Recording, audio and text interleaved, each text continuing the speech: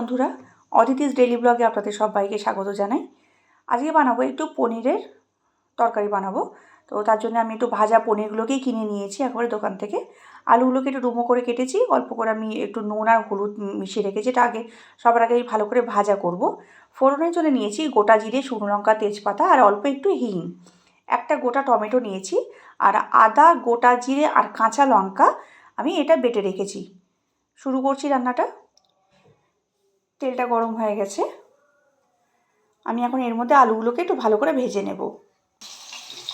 আলুগুলোকে আগে আমি একটু ভালো করে ভাজা করে নিচ্ছি। রান্নাটা হচ্ছে ততক্ষণে আমি একটু গোটা গরম মশলা মিক্সিতে দিয়ে ভালো করে পাউডার করে নেব। গরম মশলা গুঁড়োটা আমার রেডি হয়ে গিয়েছে। এবার আমি আলুটাকে দেখে নেব। আলুটা দেখুন বেশ সুন্দর করে লাল লাল করে ভাজা হয়ে গেছে। আমি এবার আলুগুলোকে তুলে রাখছি। আমি আলুগুলোকে তুলে রেখেছি। এবার আমি ফোড়নগুলোকে দিয়ে দেবো। গোটা জিরে, শুকনো লঙ্কা, একটু হিং আর দুটো তেজপাতা।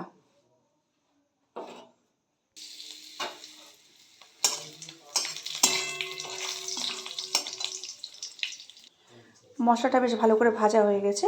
আমি এবার এই বাটা মশলাটা এর মধ্যে দিয়ে দেব। অল্প করে একটু জল দেবো। তার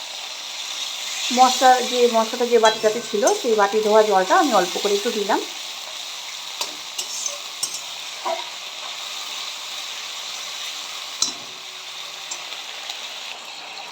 মশলাটা বেশ সুন্দর করে কষা হচ্ছে। এই সময়তে আমি টমেটোগুলোকে দিয়ে দেব।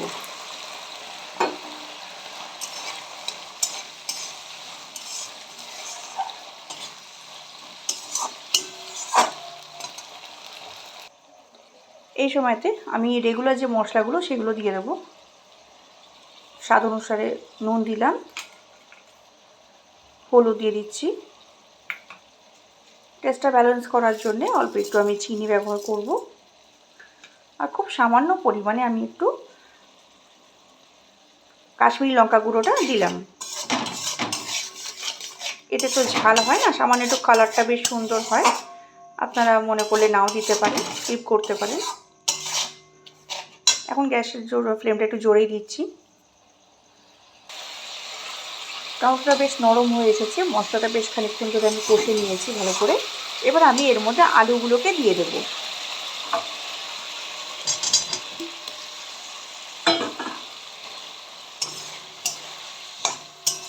আলুটাকে অল্প খানিকক্ষণ আমি একটু কষে নেব। টমেটোগুলো যেহেতু পনিরগুলো যেহেতু ভাজাই ছিল সেই জন্য এর মধ্যে দিয়ে একটু ভালো করে একবার আমি কষে নেব।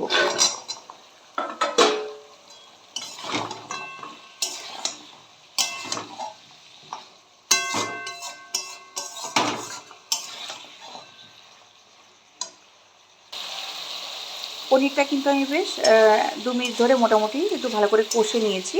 এবার আমি এতে প্রয়োজন মতো জল দিয়ে ঢাকা দিয়ে দেব।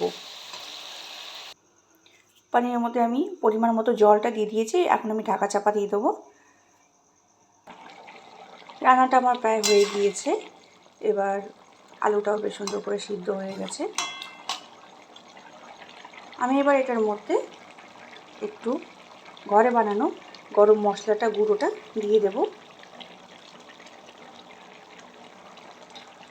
আর একটু কাসুরি মেথি অল্প করে দিয়ে দিচ্ছি। আর সামান্য একটু ঘি দেব। মোটামুটি ছোটো একটা চামচ মতন একটু ঘি দিয়ে দিলাম। এতে স্বাদ গন্ধ দুটোই খুব সুন্দর আসবে। আপনাদের যদি আমার করা এই রান্নাটা ভালো লেগে থাকে তাহলে একটা লাইক, কমেন্ট, ভিডিও আর শেয়ার করতে ভুলবেন না। ধন্যবাদ বন্ধুরা।